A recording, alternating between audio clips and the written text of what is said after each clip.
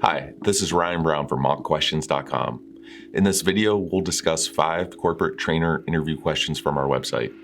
We'll go over each question and some advice on how to answer them, along with an answer example. Afterwards, if you found this video helpful, please like and share. That would mean a lot to us. Okay, let's get started.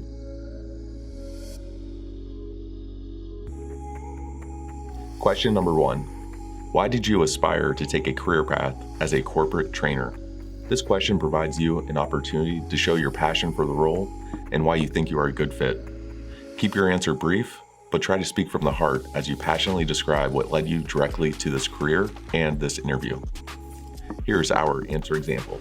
As you can see from my resume, I've taken a very unique career path into the training world. Following my bachelor's degree program, I gained some great experience as an HR generalist for 3 years. In this role, I was always most happy when conducting new employee orientations, and at that point, I knew that working as a corporate trainer was my dream job. To pursue this passion as a career, my next step was the crew trainer position I took in the retail industry. The 4 years in that role have prepared me with the hands-on training I will be providing to the employees at your organization. If hired for this role, you'll quickly find that I have a passion for bettering the workforce and helping them become as competent as possible in their work.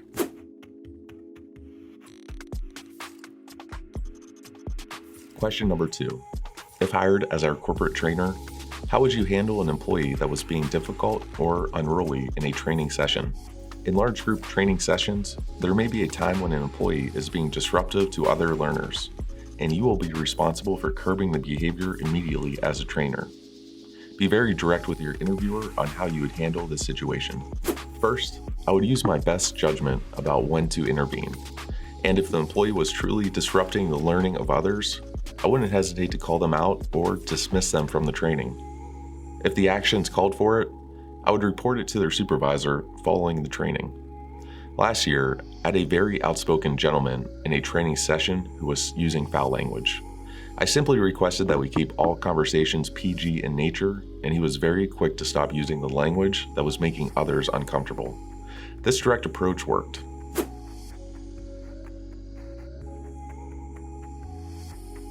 Question number 3. Describe your communication style.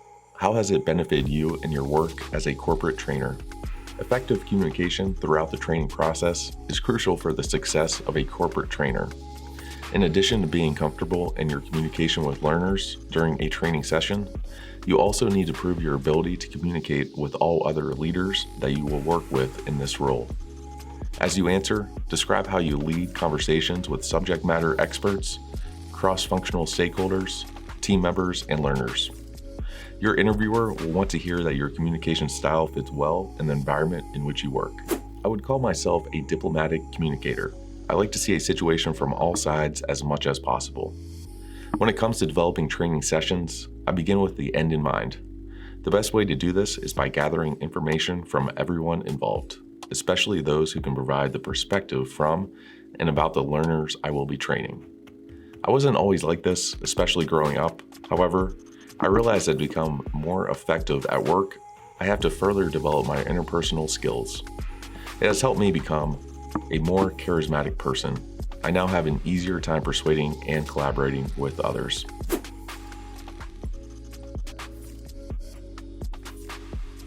Question number 4. What training program did you develop that you are most proud of?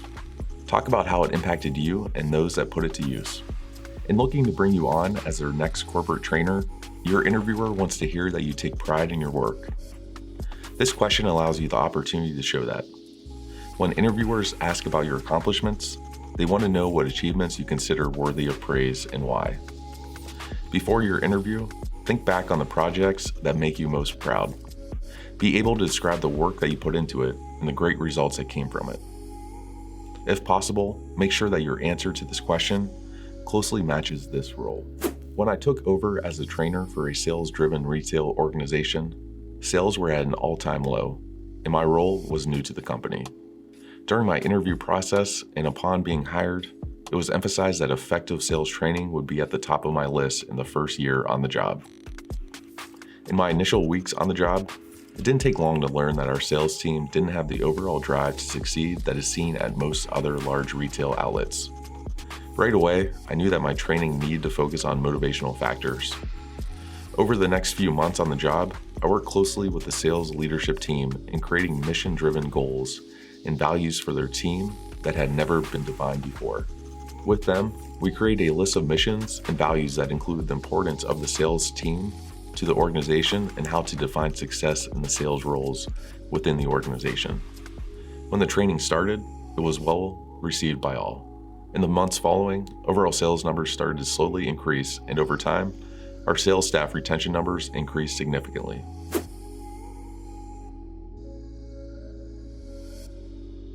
Question number 5. How do you assess learner performance after you deliver a training session to staff? As a competent corporate trainer, you know that much of your work performance is benchmarked against the performance of your learners and the results they generate after attending your training sessions. These results are precisely how you will portray the value of your sessions and training programs and will be important in making necessary improvements to the programs you design in the future. Talk to your interviewer about the framework you use to assess learner performance. In my current position, I lean on the Kirkpatrick model for assessing learner performance. This model has 4 levels: reaction, learning, behavior, and results. Level 1 is reaction, where I assess the degree to which participants find the training engaging and relevant.